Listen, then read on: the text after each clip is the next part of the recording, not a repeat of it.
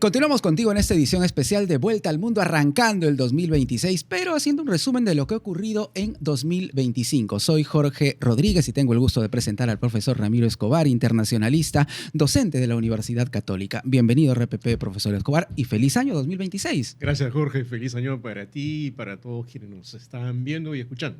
Muchísimas gracias. Bueno, habría que analizar ahora, y este punto es importante, todo lo que ha pasado con Donald Trump, ¿correcto? El presidente de los Estados Unidos, que ha tenido sin duda varias facetas.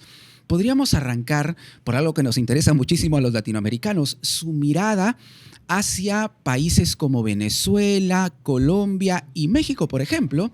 Y no hablemos solo del ataque a las supuestas narcolanchas, sino también esta relación tan conflictiva que ha tenido, por ejemplo, con Gustavo Petro. Lo que ha pasado este año es que Trump de pronto ha empezado a mirar más América Latina bajo el prisma venezolano, digamos, y con el argumento de que tiene que combatir el narcotráfico. De un modo similar a cómo George W. Bush emprendió su guerra contra el terrorismo. El problema es que todas las versiones que hemos tenido este año, o el año que acaba de fenecer, son versiones de él en su red social Truth Social, ¿no? Claro, acerca de ataques a presuntas narcolanchas, ¿no? Son versiones no contrastadas, ¿no? Incluso hay el caso de una lancha atacada donde habían 2 sobrevivientes y los terminaron de matar, digamos, después de que aparentemente estaban rendidos. Entonces, esa estrategia ha sido, digamos, la puerta de entrada o la llave que ha utilizado Trump para volver a mirar a la región y empezar a encimar o amedrentar a gobiernos que no lo son afines, ¿no? Básicamente el de Venezuela, pero también el de México, el de Colombia. Correcto. ¿No? Y más bien tirarle una ayuda muy fuerte, darle una ayuda muy fuerte a gobiernos como los de Argentina, con Milei, que es muy cercano a Trump, y también a gobiernos que él considera más afines como el de Noboa en Ecuador, el de Peña en Paraguay, ¿no? Sin embargo, el caso de Venezuela llama muchísimo la atención, profesor Escobar. Donald Trump definitivamente le ha puesto la mirada al gobierno de Nicolás Maduro, señala que Maduro encabeza un cártel de narcotráfico, ha enviado miles de soldados, un buque súper poderoso. Portaaviones, ¿no? Exactamente, ¿no? El Gerald Ford, el portaaviones más imponente, ¿no? Más grande del mundo, el más poderoso. Exactamente, ¿no? La pregunta es, ¿en algún momento podríamos pensar en un ataque directo de Donald Trump, considerando todo lo que ha invertido para movilizar las Fuerzas Armadas norteamericanas? Bueno, desde que empezó esta suerte de laberinto político y geopolítico, que claramente tiene como propósito derrocar a Nicolás Maduro, que claramente también es un tirano, ¿no? Es un autócrata, se robó unas elecciones. Por supuesto. ¿No? Trump ha avanzado a pasos bélicos casi agigantados, digamos, y va a ser bien difícil que retroceda, ¿no? Porque no puede salir de ese trance sin un logro, ¿no? Y ese logro sería derrocar a Nicolás Maduro. Pero además, que haga una incursión militar, ¿no?, directa sobre el territorio venezolano le causaría un inmenso daño a su imagen, impactaría ya de manera muy, muy grave el derecho internacional y le granjearía críticas no solo de los países atacados, sino de Naciones Unidas, de la Unión Europea, como ocurrió cuando George Bush atacó Panamá en 1989. Entonces, yo tengo la impresión de que el que tiene más que perder o está más complicado en ese laberinto es Trump, ¿no? Maduro. Está como entre la espada y la pared, Donald Trump. Claro. ¿Cómo va a salir de esto sin sacar algo? ¿Y cómo va a atacar sin perder imagen, sin perder influencia, sin perder su prestigio ya mellado, ¿no? Entonces, ¿qué pasará? Lo mejor, lo ideal, nunca lo ideal, digamos, ocurre, o a veces no ocurre, sería una transición pacífica como desea la mayor parte del mundo, ¿no? Solamente las personas más belicistas apuestan por una salida militar que, ojo, no hay que olvidar, ¿no? Es una salida que va a impactar directamente la vida de muchas personas, ¿no? Va a haber muertos, heridos, destrucción, y además puede no salir, Jorge, ¿no? O sea, Sí. se produce el ataque Sí. y de pronto Venezuela resiste durante días, semanas, meses, y eso va a ser una complicación para Trump. Creo que esa es la razón por la cual no ataca directamente, ¿no? ¿Y cómo analizar el papel de Donald Trump, aparte del tema Venezuela, en otros conflictos internacionales? Por ejemplo, el de Franja de Gaza o el de Rusia-Ucrania.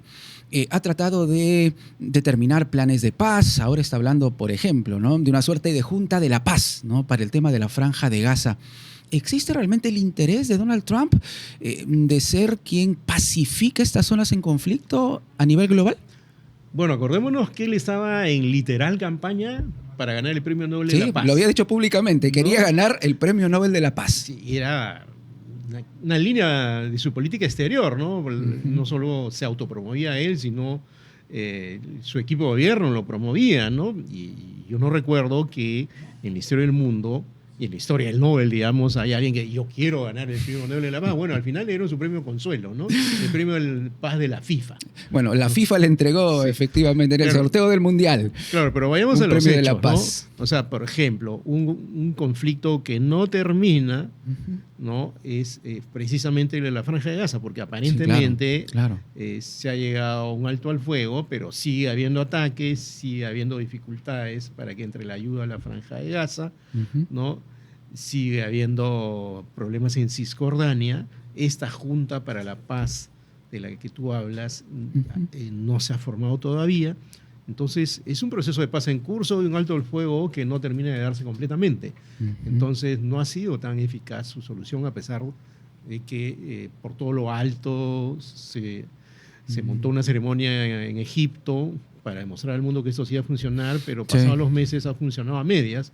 Y tal vez soy generoso cuando digo eso, porque sigue habiendo muertos, claro, no tantos como antes, afortunadamente, pero sigue habiendo severos problemas. Hay por ejemplo, conflicto entre Camboya y Tailandia, ¿no? Que Trump también lo vendió como uno de sus logros, y sin embargo los enfrentamientos continúan, ¿no?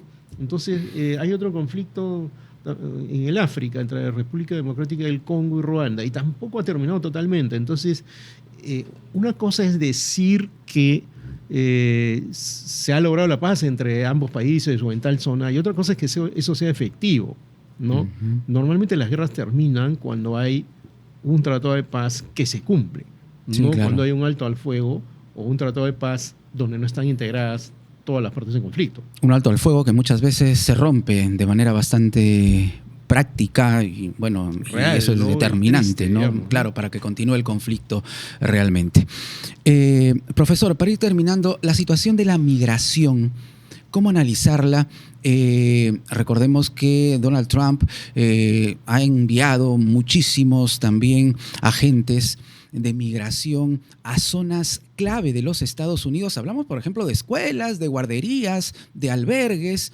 Ha arrasado con muchísimos migrantes y los ha enviado a su país. ¿Cómo tomar esas medidas de Donald Trump? Al comienzo se pensaba y se decía, ¿no?, que en la época de Barack Obama e incluso en la época de Joe Biden, Estados Unidos también había expulsado a muchos migrantes sin papeles. Pero hacia finales del 2025, Trump superó esas cifras, pero además algo que distingue su política migratoria es la crueldad, ¿no? Aparecerse en colegios, en iglesias, ¿no? Redadas frente a juzgados de migración, ¿no? Gente que la mandan a El Salvador y acusándola de ser integrante del Tren de Aragua y no es integrante de este grupo criminal. Entonces, esa actitud escrupulosa, que además ha afectado, por ejemplo, a venezolanos que habían ido a Estados Unidos en la confianza que era un presidente que los iba a ayudar y que algunos de ellos han sido devueltos o mandados incluso a El Salvador. Entonces, creo que es una política que está causando violaciones a los derechos humanos, ¿no? Y que no ha solucionado la crisis migratoria, ¿no? Entonces, creo que este tipo de problemas, los problemas migratorios se deben encarar teniendo en cuenta que se debe buscar el punto de equilibrio entre respetar los derechos de las personas y el legítimo derecho que tiene cualquier Estado, Estados Unidos por supuesto, a regular la migración, ¿no?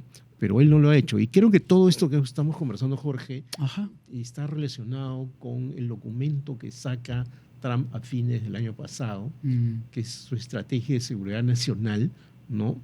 Que lo que hace es pretender rediseñar el mundo, prácticamente despreciar Europa. Cuestiona muchísimo a la Unión Europea, sí, ¿no? decirle que es documento. una civilización de declive, y América Latina le dice prácticamente o estás conmigo o no tienes nada, ¿no? Es decir, tratar de mapear el territorio para que haya gobiernos afines que gozarían de la ventaja de las ayudas de Washington, ¿no? Y insinuar que los que no están en esa frecuencia no la recibirían. Es una manera también de desplazar a China, ¿no? Finalmente Trump voltea hacia América Latina, ¿no? Y voltea hacia otras partes del mundo, pero en la clave de imponer una geopolítica, una influencia que no apela exactamente a la diplomacia blanda, a pesar que en el documento se habla de diplomacia blanda, que era lo que decía Barack Obama en su época, pero no hay diplomacia blanda en la práctica. En la práctica hay imposición, hay guerra arancelaria, hay dureza para enfrentarse procesos políticos, crisis migratorias y otros fenómenos. Parte de la política de Donald Trump. Profesor, muchísimas gracias. Su aporte siempre es muy importante con nosotros aquí en RPP. Muchas gracias, Jorge. Hasta otra oportunidad. Muchísimas gracias y feliz 2026. Feliz 2026 para ti también y para todos los amigos de RPP. Gracias. El profesor Ramiro Escobar, internacionalista, docente universitario de la Universidad Católica, con nosotros en esta edición especial de Vuelta al Mundo. Volvemos en breve con mucho más.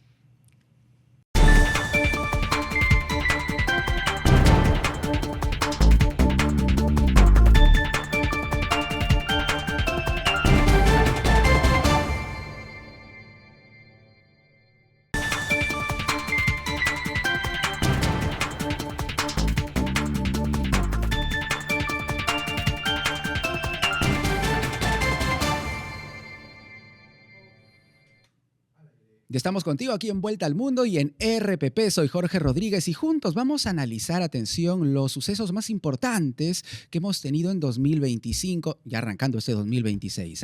Y vamos definitivamente a empezar con uno que nos sigue preocupando: la situación de conflicto, de violencia en la Franja de Gaza.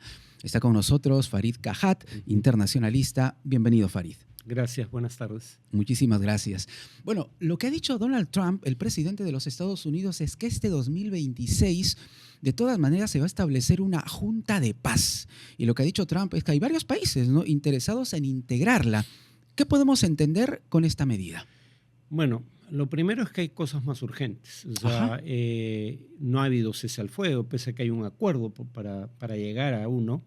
Israel ha dado muerte desde que entró en vigencia el presunto cese al fuego a más de 350 palestinos y está impidiendo el ingreso de ayuda humanitaria en cantidades necesarias, en las cantidades acordadas en primer lugar, pero en cantidades necesarias para cubrir a la población gazatí, sobre todo en el contexto de un invierno que está empezando. Entonces, Farid, para detenernos ahí un segundito, Sí. A pesar de lo que pueda decir Donald Trump, el escenario sangriento, violento, sigue siendo el mismo en Franja de Gaza. Para los palestinos, no para los israelíes. O sea, Claro. Básicamente es Israel el que ataca blancos en territorio palestino, en su gran mayoría civiles, sin que haya respuesta. Entonces, digamos, ese sería un primer tema. La urgencia es lidiar con la situación humanitaria creada por las acciones israelíes. El segundo tema es, esa junta de paz no incluye a ningún palestino. O sea, el origen del problema es que los palestinos viven bajo ocupación militar extranjera ilegal y tu fórmula de solución, por lo menos en una etapa transicional, sin que quede claro qué vendría después, es un gobierno extranjero que no consulta a la población local de ninguna manera, ¿no? Claro. Ahora, igual ojalá se implemente el plan de Trump. De cualquier manera, seguía siendo una mejor opción que la continuación de las masacres, ¿no? Farid, yo quiero tocar un punto porque la ONU ha revelado algunas cifras y yo quiero conversar contigo solo una de ellas. Solo en el mes de octubre, 9.000 niños tuvieron que estar en urgencias de los hospitales allí en la Franja de Gaza por temas de enfermedades relacionadas con desnutrición en un solo mes.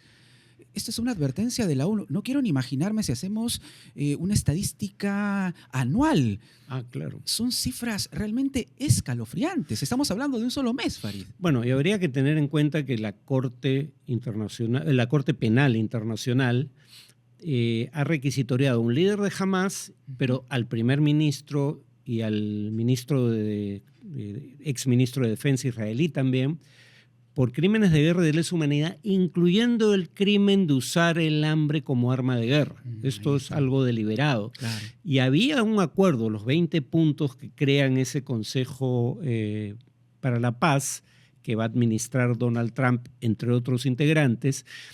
Ese acuerdo establece el ingreso de 600 camiones diarios de ayuda humanitaria y no se ha alcanzado la gran mayoría del tiempo transcurrido ese monto, que es lo mínimo necesario para cubrir las necesidades de unos 2 millones de gazatíes.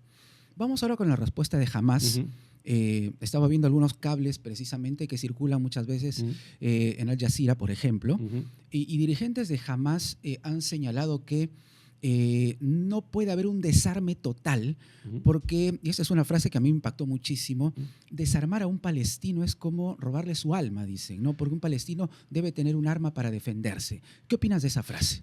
A ver, el tema es que, claro, Hamás dice estamos combatiendo una ocupación militar ilegal y extranjera, y eso es cierto, ¿no? Ahora, el tema es que las armas de Hamás no han ayudado en un ápice a la liberación de los palestinos. Claro. Más bien, las acciones de Hamás de carácter criminal contra civiles israelíes han servido de pretexto al gobierno israelí para lanzar esta campaña en la que Israel ha cometido crímenes masivos de guerra y de lesa humanidad, tipificados como tales por la Corte Penal Internacional. Pero digamos, sí tiene algún sentido decir, bueno, cuando Israel expulsó a la mayor parte de los palestinos de su lugar ancestral de residencia en 1948, Hamás no existía. Cuando ocupó territorios palestinos en 1967, Cisjordania, Gaza y Jerusalén Oriental, y comenzó a colonizarlos, Hamás no existía. Hamás es una respuesta patológica, pero a una patología de origen, que es la ocupación extranjera.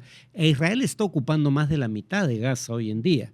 Entonces, digamos, el acuerdo establece que jamás debería desarmarse. Ellos alegan que lo harían ante una autoridad palestina legítima, pero esa autoridad palestina no está, por lo menos en los cálculos de nadie, en una etapa inicial siguiendo el plan de Trump. Israel en las últimas semanas de 2025 señaló que iba a abrir parte de la frontera con Jordania para que ingrese ayuda humanitaria. ¿Eso de alguna manera puede permitir que las familias más vulnerables accedan a ella? Porque se ha hablado bastante también de este tema. Pero no hay necesidad de que a ver, Jordania no tiene límite con Gaza. Ajá. Egipto sí.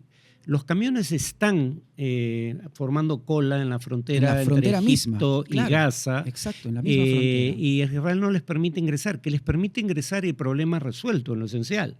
O sea, no se digo, mientras más fuentes de acceso a la ayuda humanitaria, mejor. Pero el problema no es abrir nuevas puertas, es abrir la puerta que está cerrada hoy en día, que es la más cercana a Gaza. ¿Cómo analizar lo que está haciendo Israel en este momento? Hemos hablado de Hamás, ¿correcto? De la situación tan vulnerable de familias enteras, de niños, precisamente en esta zona en conflicto. Israel, ¿cómo está reaccionando frente a este escenario, al menos, o cómo lo ha hecho en las últimas semanas de 2025? Violando sus obligaciones bajo derecho internacional como potencia ocupante. Lo dice la Corte Penal Internacional. Por eso acusa a su primer ministro del crimen de guerra de usar el hambre como instrumento de guerra. Lo que conversábamos hace unos Sí, porque instantes. prohibió el acceso de ayuda humanitaria desde el 7 de octubre mismo, o por lo menos al día siguiente. Y luego, habiendo un acuerdo de cese al fuego, volvió a cerrar el acceso a ayuda humanitaria. No es casual, por ende, que cuando Sudáfrica demanda a Israel por genocidio ante la Corte Internacional de Justicia, los jueces de la Corte voten por una proporción de 14-1 en favor de admitir la demanda de Sudáfrica, ¿no? Entonces, sí, claro. La conducta israelí claramente viola el derecho internacional. Farid, para ir cerrando, sí. ¿Qué podemos esperar de este 2026? Yo te reitero, es una zona en la que se observa tanto dolor. Hemos visto familias enteras tratar de huir, apretados en vehículos, vetustos, tratando de cruzar la frontera. ¿Qué podemos esperar para este 2026? A ver, lo único que puede augurar un cambio positivo es el hecho de que Netanyahu está políticamente a la defensiva dentro de Israel. Benjamín Netanyahu, el primer ministro. Exacto. Yo lo digo con toda claridad, estoy seguro que no hay solución a ninguno de los problemas fundamentales mientras él sea primer ministro en coalición con extremistas que se autodefinen, en un caso de uno de ellos como un fascista homófobo, su ministro de Finanzas, Bezalel Smotrich. No digo que con un nuevo gobierno israelí las cosas serían sustancialmente mejores, no lo sé. Lo que sí me queda claro es que bajo el gobierno actual no hay solución.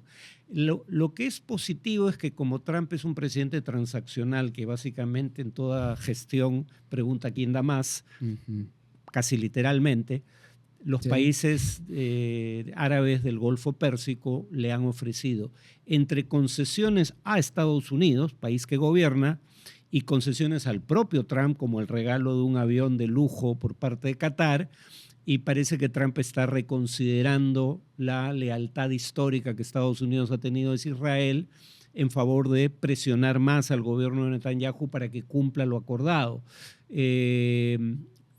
Pero no tengo certeza de que con eso baste para un cambio dramático de la situación, porque como vemos ni siquiera ha logrado que Israel permita el ingreso de la ayuda humanitaria que ya estaba pactada. Claro, y el alto al fuego, ¿no? Que tanto y el alto al fuego, había promovido, la verdad que ha sido un fracaso. Esa es la verdad. Sí, es la verdad, hay que decirlo claramente.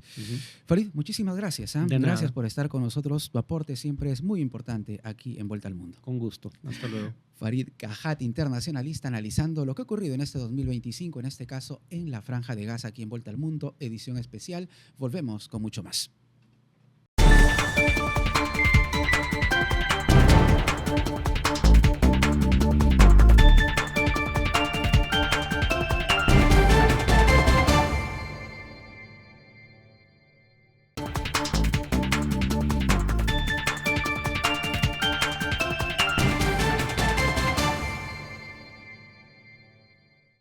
Continuamos con esta edición especial aquí en Vuelta al Mundo. Yo soy Jorge Rodríguez. Estamos analizando, recorriendo los principales hechos del ámbito internacional. Y hay uno que nos preocupa bastante, nos acompaña lamentablemente desde hace más de 3 años, la guerra Rusia-Ucrania. ¿Qué ha pasado en este 2025? Muchísimas cosas. Un plan de paz de Donald Trump que al parecer no ha sido del agrado de Ucrania. La posición de Rusia que continúa firme. Volodymyr Zelensky que sigue pidiendo apoyo y ayuda a nivel internacional. ¿Hacia dónde nos dirigimos? Vamos a conversarlo con mi invitado Francesco Tucci, internacionalista. Francesco, bienvenido a RPP. Muchas gracias por la invitación. Muchísimas gracias. Bueno, hemos conocido el plan de paz de Donald Trump, ¿correcto? Un plan de paz que parece así a primera vista favorecer casi de manera completa a Rusia. Entonces, no parece ser muy equilibrado. No sé cómo lo ves. Sí, por lo que se ha filtrado de este plan de paz, que varios líderes europeos han querido modificar. Por eso hay también una propuesta de mejora, supuestamente, de este plan.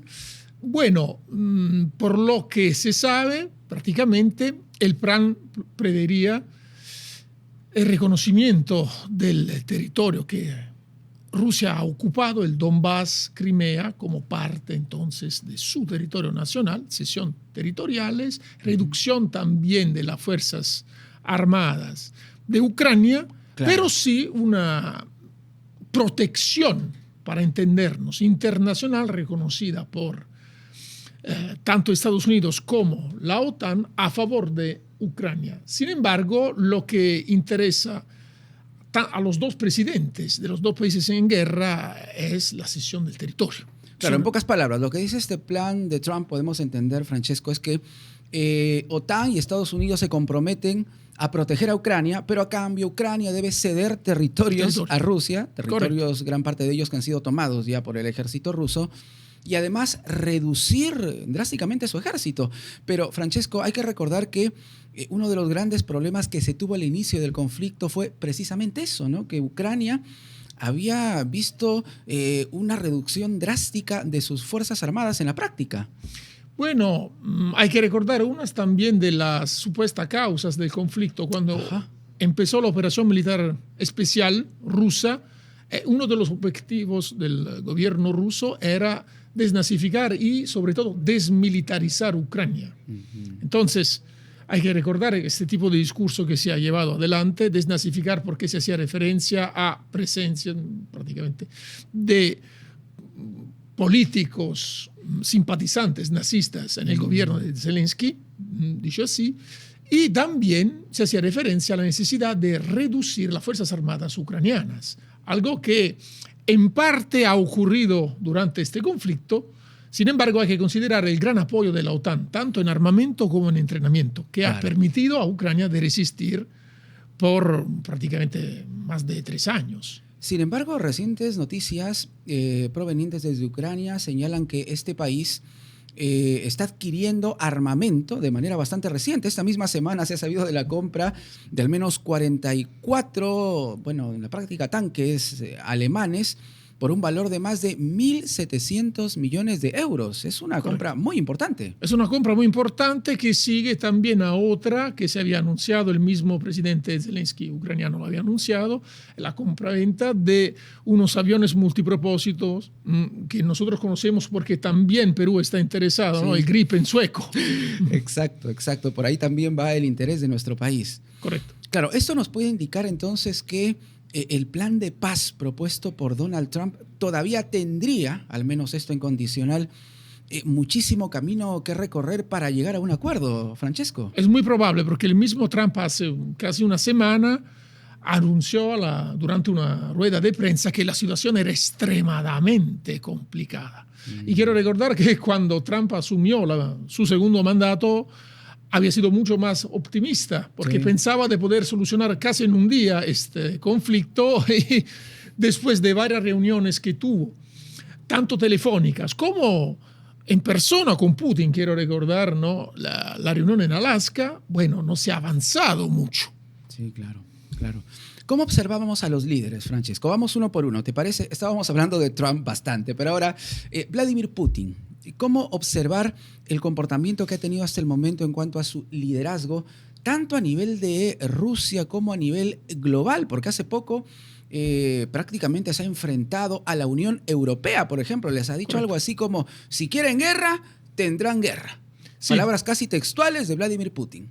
Sí, también porque los assets financieros congelados rusos que se encuentran en países de la Unión Europea no solo han sido congelados, como he dicho, sino también se van a utilizar en contra de Rusia. Entonces, eso explica también las declaraciones del mandatario ruso, que hasta ahora está siguiendo una estrategia bastante coherente.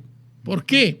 Si vamos a considerar cuando empezó el conflicto, a la Casa Blanca estaba Joe Biden. Entonces, el inquilino de la Casa Blanca era Biden, que tenía una postura mucho más asertiva y en contra del mandatario ruso, que tildó también de asesino. Correcto. Mientras el mismo Putin sabía perfectamente que en caso de cambio de liderazgo en la Casa Blanca, sobre todo con un regreso de Trump, la situación hubiera sido más favorable. Y efectivamente, el gobierno ruso esperó este cambio de mando, aguantando prácticamente. Claro. Con sus fuerzas armadas en el Donbass y no solo, aguantando mucho en este conflicto para poder voltear estratégicamente la suerte del conflicto, pues. Claro, recordemos que parece haber mucha afinidad, ¿no?, entre Donald Trump y Vladimir Putin, además de una investigación, como sabemos, por negocios que Donald Trump había hecho incluso en Rusia, aunque ese es otro tema y está todavía en investigación. Pero, ¿cómo observamos a Volodymyr Zelensky, el líder de Ucrania? ¿Qué te parece lo que ha hecho hasta el momento en cuanto al liderazgo? Reitero, no solo en Ucrania, sino a nivel global. Sí, a nivel global. Bueno, Zelensky lleva adelante su discurso claramente de un Estado que ha sido atacado, que necesita recursos de todo tipo para poder sostener este conflicto, porque efectivamente Ucrania solita no hubiera podido aguantar tanto tiempo en contra de Rusia y necesita más y más recursos. Por eso ha sido honestamente un golpe muy duro, sobre todo porque son cosas que ocurren no frente a las cámaras. Hago referencia a la rueda de prensa que hubo en la Casa Blanca y que involucró a Zelensky, Trump y el vicepresidente de Estados Unidos, J.D. Vance.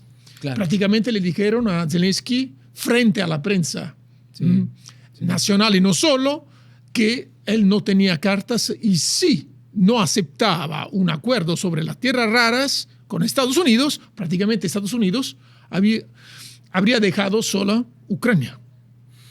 Terrible. Entonces, hay que tomar en cuenta también una relación bastante controvertida, ¿no?, entre Trump y Zelensky. Y probablemente podríamos identificar también un tema personal, porque quiero recordar que cuando hubo el primer intento de impeachment en contra de Trump, durante su primer mandato, todo gatilló en la Cámara de los Representantes porque se filtró una llamada telefónica justo entre Trump y Zelensky. Durante esta llamada, Trump prácticamente propuso a Zelensky ayuda financiera y militar. Antes, claramente, no había empezado el conflicto, a cambio de presionar el Poder Judicial para que investigara al hijo de Joe Biden, Hunter Biden, porque era el año electoral y se estaba jugando la reelección. Trump filtró el contenido de esta llamada y la Cámara de Representantes empezó, ¿no?, el juicio político en contra de Trump, que no prosperó en el Senado. Entonces yo creo que, siendo Trump un líder bastante temperamental, recordará también, ¿no?, lo que ha ocurrido con esta llamada. Característica, ¿no?, de la personalidad de Donald Trump también. Sí. Para ir terminando, Francesco, por favor, te voy a hacer una pregunta que realmente nos hacemos todos. Este 2026, ¿hay la posibilidad de un acuerdo real, ¿no?, un acuerdo real de paz? ¿Qué puede pasar este 2026? ¿Se podrá terminar por fin esta guerra entre Rusia e Ucrania, sin ánimo de tener una bolita de cristal, ¿no? Claro. Pero, ¿crees que hay un acuerdo de paz próximo o no? Bueno, por lo menos hay un intento de mediar. Y eso ya es un paso adelante. Sin embargo, las posiciones son muy lejanas. Entonces, muy radicales, cada uno por sí, su y lado. radicales. Claramente la paz, ya no digo una paz, por lo menos un alto al fuego que pueda conducir al armisticio y después a la paz, necesita de posiciones mucho más suavizadas, entonces no tan polarizadas como las actuales. Hay mucho por hacer y dependerá también de varios actores que están involucrados directa o indirectamente. Me refiero a los países de la OTAN y de la Unión Europea, Estados Unidos. También un posible papel lo puede tener China, que está ayudando económicamente Rusia, porque desde el comienzo del conflicto, o bueno, si queremos ser un poco más, ¿no?, así, analíticos, y recordar que ya desde el año 2014 Rusia empezó a estar bajo sanciones cuando hubo la anexión que en ámbito internacional se considera ilegítima de la península de Crimea. Entonces, Exacto.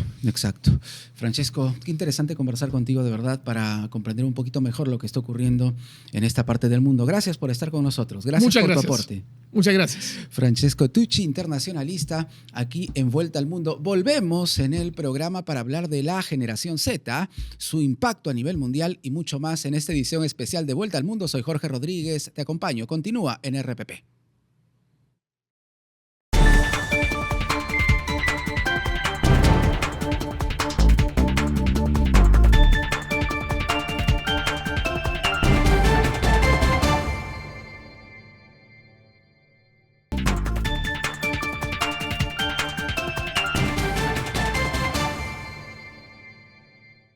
Seguimos aquí en Vuelta al Mundo, recordando los hechos, los eventos más importantes de 2025. Yo soy Jorge Rodríguez y vamos a hacer la cuenta regresiva, atención, de las noticias más impactantes del año que ya se fue.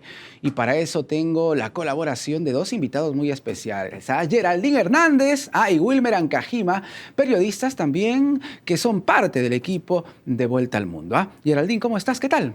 Muy bien, Jorge, gracias por la bienvenida. Efectivamente, ha pasado un año de diferentes hechos que han marcado la agenda internacional.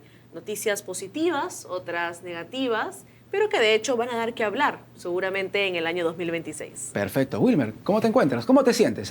¿Qué tal, Jorge? ¿Cómo estás? Muy buenas tardes o muy buenas noches.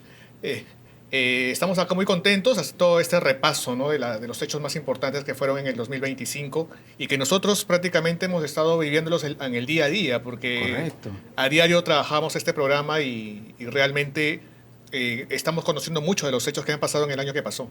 Correcto. Arrancamos entonces Arrancamos. desde el puesto 12 en este ranking de los hechos más importantes de 2025 y arrancamos con dos conflictos en distintas zonas del planeta. Por un lado, lo que está pasando en la Franja de Gaza, atención, pero no podemos olvidarnos de lo que viene sucediendo desde hace más de 3 años, la guerra Rusia-Ucrania, que lamentablemente Geraldine, Wilmer, parece no tener cuándo acabar, ¿no? Dos hechos bastante dolorosos que realmente continúan impactando a nivel mundial. Así es, hemos tenido que narrar en diferentes oportunidades justamente algo que me llamaba mucho la atención. Por ejemplo, esta negación por parte de los militares, de esas autoridades que no permitían el paso, por ejemplo, de ayuda humanitaria, ¿no? Niños, familias enteras que no tenían que comer en ese momento. No solamente que comer, utensilios para aseo, personas que han pasado días a la intemperie, sin hogar, ¿no? Y que lamentablemente este conflicto bélico alcanza también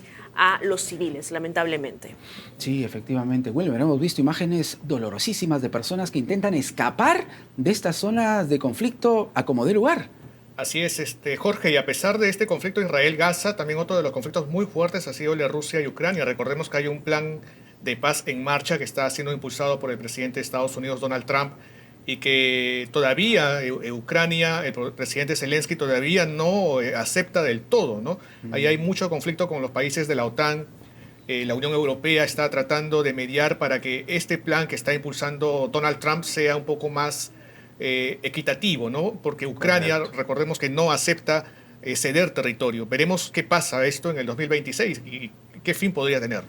Perfecto, continuamos recorriendo entonces los hechos más importantes de este 2025 que ya se fue. Geraldine, ¿qué tenemos? Así es, tenemos en el puesto número 11 el fallecimiento del Papa Francisco. Esto ocurrió el 21 de abril de 2025, ¿no? Y recordemos que esto fue un hecho bastante que conmovió, mejor dicho, a la comunidad cristiana católica en todo el mundo, ya que es el líder de la Iglesia Católica. El Papa Francisco falleció en el Vaticano y, digamos, su gestión como líder de esta iglesia, de esta religión que es mayoritaria en el mundo, se caracterizó por tener un diálogo bastante abierto, ¿no? Interreligioso. Además de eso, apostaba mucho por el tema de la justicia social, escuchar, apoyar y acoger a las personas que más lo necesitan, a las personas más pobres del mundo en general, ¿no? Y esto también evidentemente abrió una nueva, inmediatamente, ¿no? Un nuevo proceso para escoger a través del cónclave a su sucesor, el Papa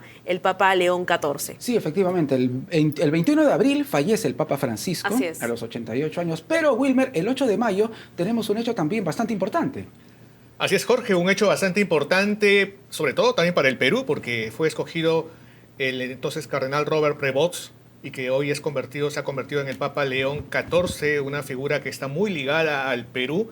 Recordemos el momento muy emotivo que significó su elección. Yo recuerdo aquel día, el 8 de mayo, que estábamos todos en la redacción y pues todos quedamos realmente sorprendidos, sí, pasmados. Claro, por la elección un papa peruano. Sí. Del cardenal Prevost, ¿no? La reacción en la sala de redacción sin duda fue bastante de sorpresa. Todo el mundo comenzó a correr de un lugar a otro. Y realmente nadie lo creía, ¿no? O sea, hasta que el momento que vimos al Papa León XIV aparecer por el balcón en la Ciudad del Vaticano, y realmente fue un momento bastante emotivo, y sobre todo cuando mencionó la palabra a mi querida diócesis de Chiclayo, ¿no es cierto? Sí. Y que realmente es un papa muy cercano al Perú y que lo tuvo muy presente en aquel momento de su elección. Y esperemos que pronto pueda llegar a nuestro país, pueda retornar a su patria querida, a su patria por elección, que es el Perú. Vamos con más porque este 2025 que ya pasó hemos tenido también escenarios de manifestaciones a través de la denominada Generación Z. Mucha atención porque se trata de chicos, de chicas entre los 18 a los 25 años que han tenido muchísimo impacto. Literalmente, bueno, se trajeron abajo, ¿no? Un gobierno en Nepal. En Francia también incidieron mucho en el cambio de primer ministro y han tenido participación en diversas manifestaciones en Latinoamérica y también en Perú. Así es, Jorge. Hemos sido testigos en diferentes regiones de nuestro país que se movilizaron jóvenes lamentablemente con heridos, con un fallecido a raíz de estas protestas, enfrentamientos de las autoridades con los manifestantes, ¿no? Y que evidentemente la generación Z va a seguir dando que hablar probablemente el próximo año ante cualquier acto de injusticia, ante cualquier acto político, tal vez de corrupción, algún problema que pueda surgir a nivel social. Tenemos, de hecho, que seguir muy de cerca a la generación Z, que nos va a dar todavía novedades. Perfecto. Y otro que seguramente va a seguir dando que hablar es Mr. Trump, Donald Trump. Wilmer, ¿qué pasó con Donald Trump?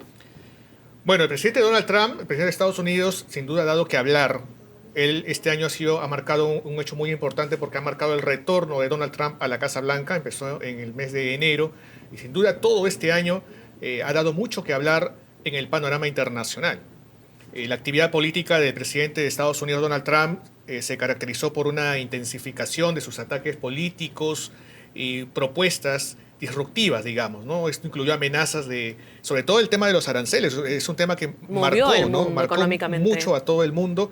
Muchos países prácticamente temblaban cuando el presidente de Estados Unidos decía, voy a decir que aranceles no a tal país o a tal otro, ¿no? Incluso el Perú, ¿no? Incluso también llegó al Perú.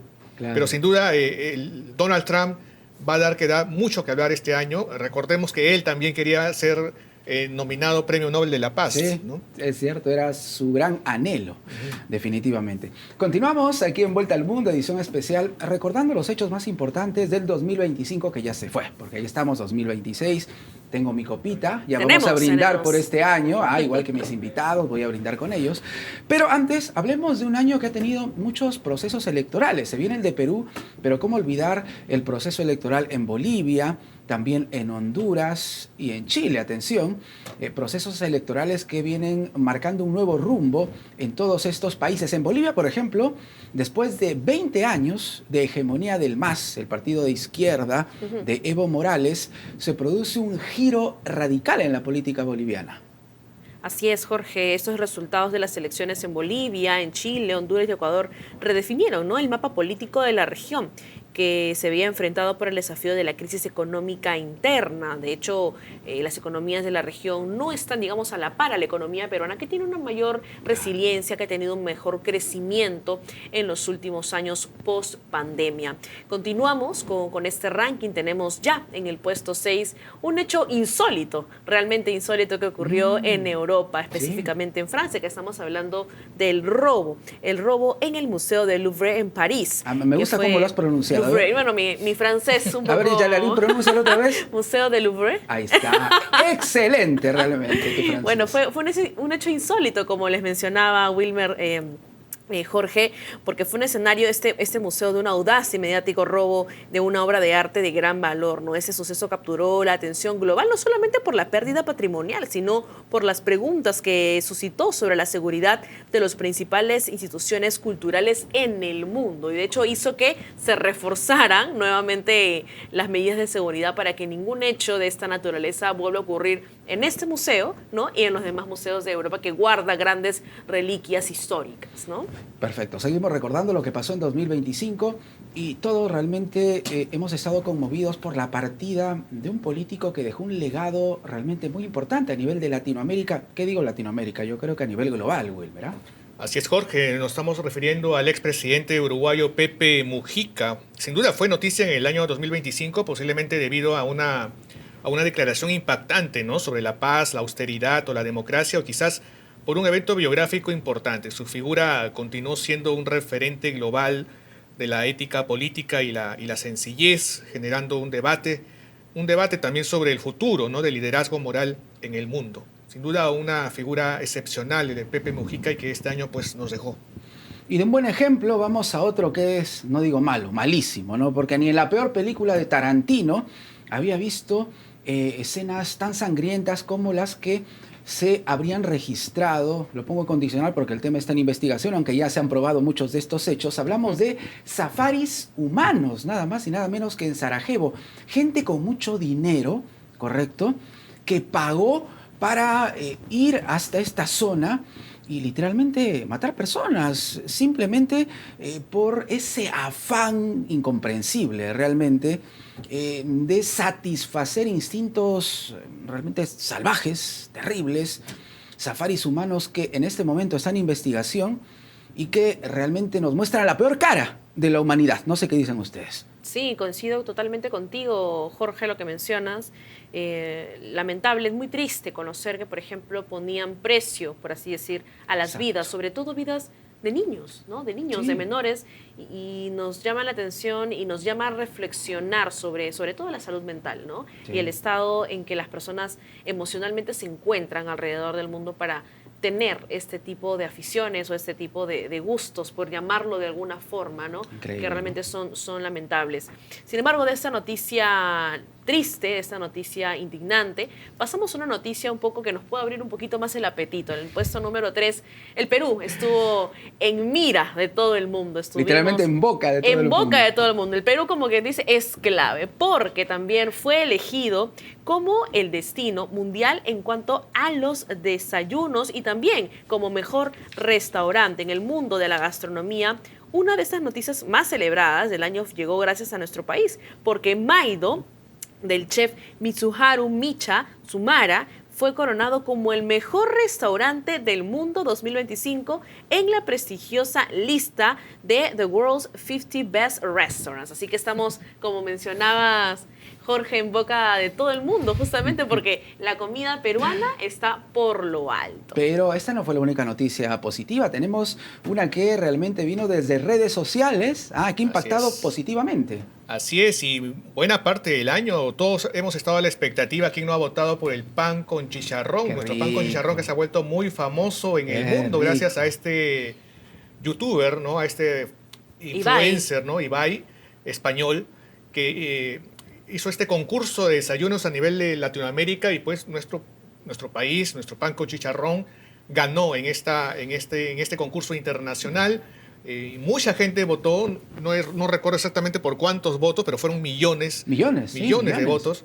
Y realmente nuestro pan con chicharrón pues quedó por todo lo alto. Ahora todo el mundo quiere llegar al Perú y pues comerse su pan con chicharrón. Ibai llegó al Perú, justamente, Sí, ¿no? A probar sí. el pan con chicharrón, a conocer un poco de nuestro país. Y bueno, estaremos seguramente en alguna lista, probablemente si es que otro youtuber, otra personalidad del internet vuelve a convocar algún tipo de concurso de este tipo, porque tenemos platos para concursar y ganar para rato. 12 millones de votos, más de 12 millones de votos obtuvo nuestro pan Ahí con está. chicharrón en este Increíble, concurso. realmente increíble. Y esto ha impactado, ¿no? En la economía también, Sí, por justo supuesto. desde el Midagri señalan que desde que se hizo popular este concurso, ¿no? Del Mundial de Chicharrones, aumentó el Mundial de consumo de desayunos. carne de cerdo en el Perú. Impresionante lo que se puede lograr. Además que es realmente. infaltable nuestro pan con chicharrón todos los Los domingos, ¿no? domingos. en el desayuno.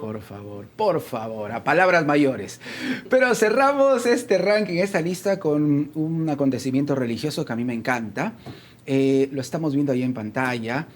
Realmente se trata de la multitudinaria procesión, salida simultánea de Nuestro Señor de los Milagros. El mundo se cubrió de morado. Impresionante realmente. Así es, Jorge. Por primera vez, 52 hermandades de Perú y 14 países se unieron en un acto simultáneo, levantando a las santas al mismo tiempo desde Lima y diversas ciudades del mundo en una demostración histórica de devoción global hacia el Señor de los Milagros, que de hecho muchos somos devotos, ¿no? El Señor de los Por Milagros supuesto. y nos emociona cada vez que en octubre sale el Señor de los Milagros, porque también de cierta forma mueve la economía a través también de, por ejemplo, la venta de turrones, la venta de hábitos, la venta de detentes y otros utensilios alusivos al Señor de los Milagros que muchas personas con mucha fe las adquieren. Perfecto, pero hablemos rapidito del mundo de la cultura, del entretenimiento. Ahí también hemos tenido bastantes novedades en el 2025 que ya se fue. A ver, Geraldine, para ti, por ejemplo, el estreno en el cine, ¿no? ¿Qué más te ha impactado, qué más te ha gustado, por el que has ido a una sala, ¿no? A disfrutar ahí con tu canchita. No sé si acompañado o no, no te lo voy a preguntar. Pero, a ver. Claro que sí, Jorge. La película que más te Acompañada de gustó. amigos Muy bien. hemos podido. Por ejemplo, a mí me encanta mucho el género terror. ¿Ya? Y este año tuvimos este estreno tan genial que fue del Conjuro 4. La saga ya finaliza con esta película que recoge las historias de Ed y Lorraine Warren, ¿no? Estos cazafantasmas, por así decirlo, investigadores paranormales, que a mí realmente me gustó bastante.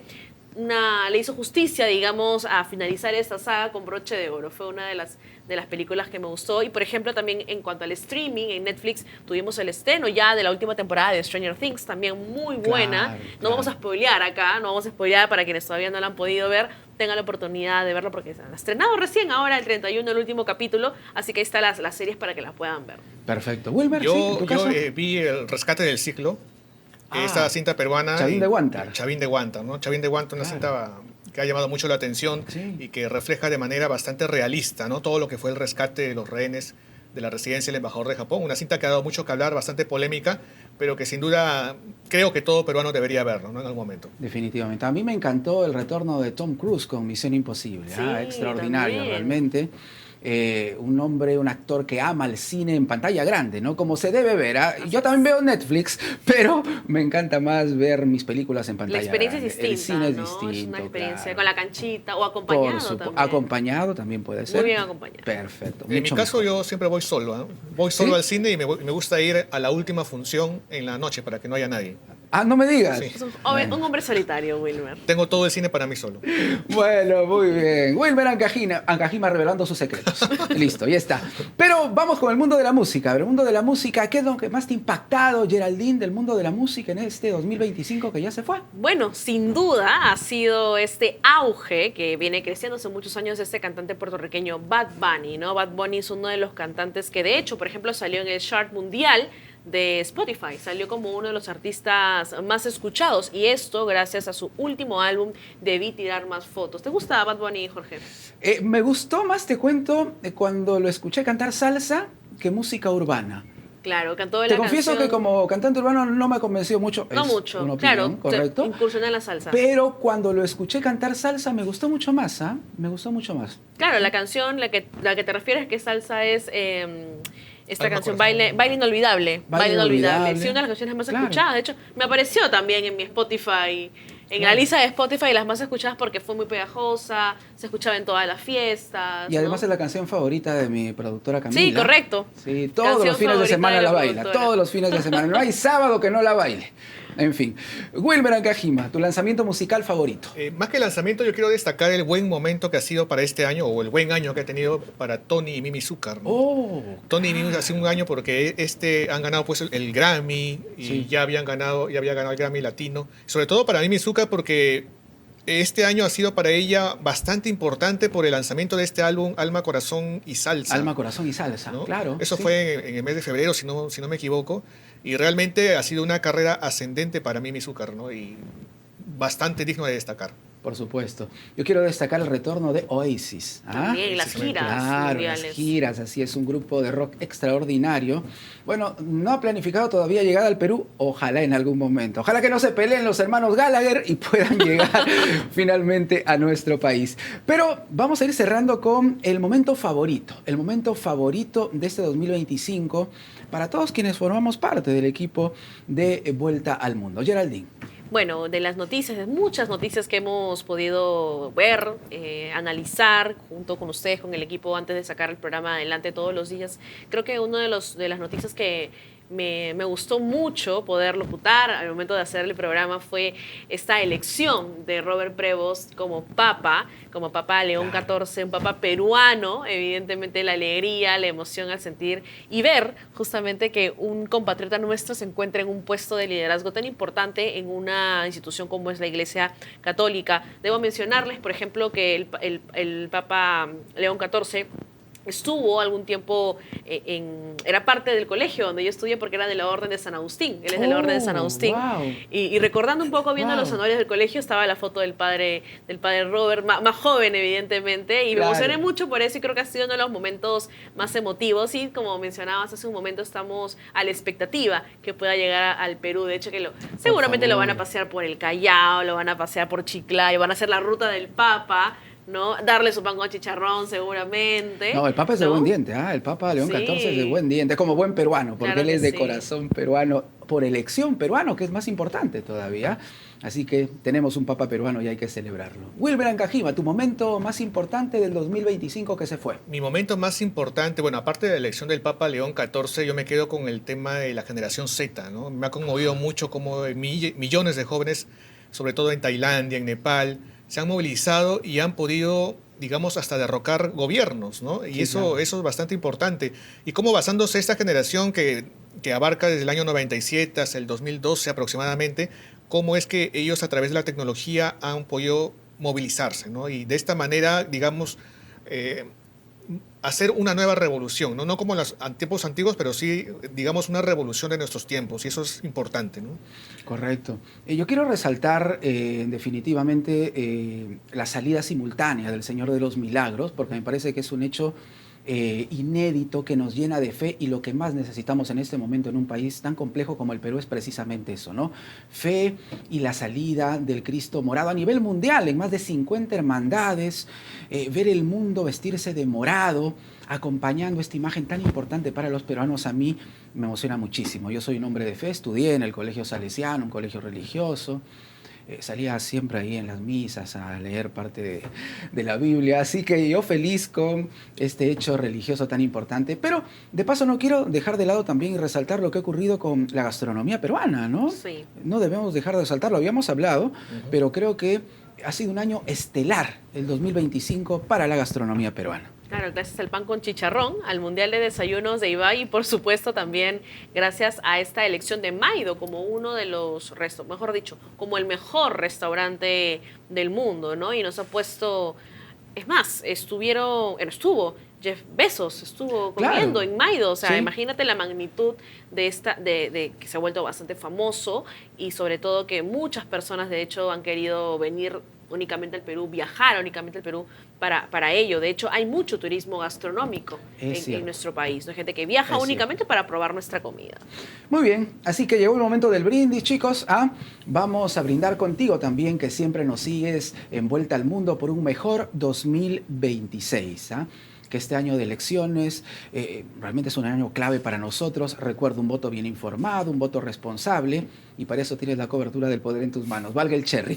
Pero es mi mejor deseo para el país. Geraldine, ¿el tuyo? Igualmente, mi mayor deseo para este 2026 es que podamos seguir juntos como peruanos, pese a las diferentes dificultades, retos que tenemos a nivel social, político, económico también, para mantenernos estables en comparación a países de la región, la inseguridad, que es un tema que también nos aqueja, y las elecciones, como mencionabas, Jorge, un voto bien hecho es un voto informado, y reiterar que desde RPP continuamos trabajando el equipo de Vuelta al Mundo junto a Camila Vidal, nuestra productora, este programa que nos da, como decimos en la cuña del programa, una vuelta al mundo en media hora, ¿no? Sí, Justamente, claro. damos la vuelta al mundo con noticias, viajamos por el mundo a través de las noticias y creo que ese es uno de los mayores compromisos que tenemos con nuestra audiencia. Wilber Ancajima, tus deseos para el 2026. Vamos. Yo estoy muy contento con el programa Vuelta al Mundo, un programa que nació chiquitito y que realmente con el tiempo ha ido creciendo, y sin duda este 2026 vamos a estar ahí siguiendo trabajando,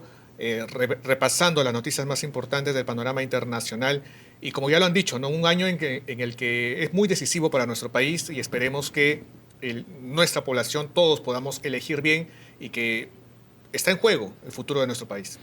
Agradecimiento también a mi productora Camila, que ha traído un pisco sour para brindar, al contrario de otros productores, que después te explico, Geraldine, que no ponen ni agua. Bueno, salud por este 2026. Salud. Que tengan un lindo año, amigas y amigos, y continúen siempre con Vuelta al Mundo y con la programación de RPP. Abrazos. ¡Feliz 2026!